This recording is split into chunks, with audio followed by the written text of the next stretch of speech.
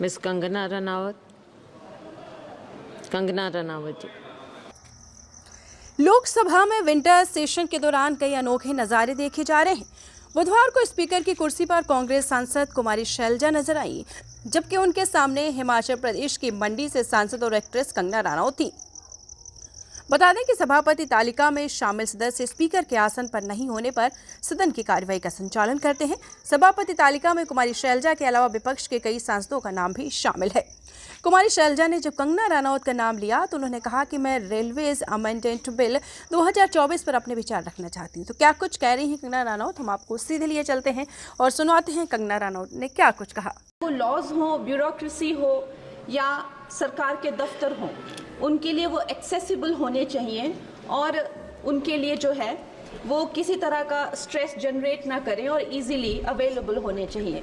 निश्चय ही ये जो बिल है इस उद्देश्य में जो है वो सफल होता है और इसके अंतर्गत जो है 1905 में जो रेलवे बोर्ड एक्ट था उसको 1989 में जो रेलवे एक्ट है उसमें क्लब किया जा रहा है। निश्चय ही इस तरह के जो एक सिंगुलर लॉ बनाकर जो है वो आई फील कि हमारे जो साधारण मानवीय हैं उनके लिए बहुत ही इजीली अवेलेबल होंगे, एक्सेसिबल होंगे, इसीलिए मैं इसका स्वागत करती हूँ।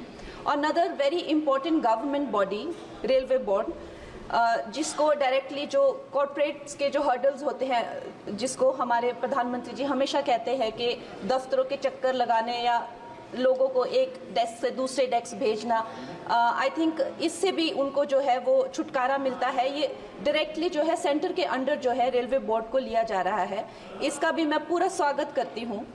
और उसके साथ ही वंदे भारत की जो हमारी जो ट्रेन्स हैं वो हमारे लिए आत्मनिर्भर भारत, आधुनिकीकरण का एक बहुत बड़ा, एक प्रभावशाली उदाहरण, एक चिन्ह बनकर आई है सामने। और जब 68 वंदे भारत जो है भारत को दी गई थी तो उसमें से एक वंदे भारत हमारे हिमाचल जैसे छोटे से प्रदेश को भी दी गई थी, ऊना शहर में।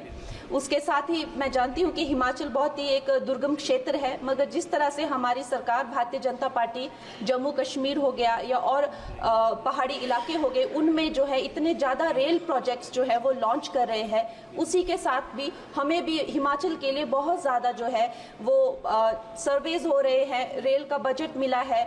शिमला हो गया या धर्मशाला, कांगड़ा और बैजनाथ हो गया, ऐसे ना जाने बहुत सारे जगहों पे, हमीरपुर जैसी जगहों पर जो है बहुत सारे प्रोजेक्ट्स आ रहे हैं। लेकिन मैं माननीय मंत्री जी का ध्यान मैं मंडी क्षेत्र की तरफ लाना चाहूँगी। एक्चुअली मंडी क्षेत्र 60 to 70% ऑफ जो हिमाचल का जियोग्राफिक एरिया है वो मंडी क्षेत्र में ही आता है और हमारा जो क्षेत्र है उसमें अभी तक इस तरह का ना कोई सर्वे हुआ है ना सुविधा है। अगर हमारे क्षेत्र में अगर चाहे वो सेंट्रल मंडी अगर दिल्ली से जुड़ता है या चंडीगढ़ या चाहे अंबाला जैसी 2-3 जगहों से भी अगर हमें जोड़ा जाए तो हमारे हिमाचल की जो प्रगति और विकास है उसमें हमें बहुत सहायता मिलेगी।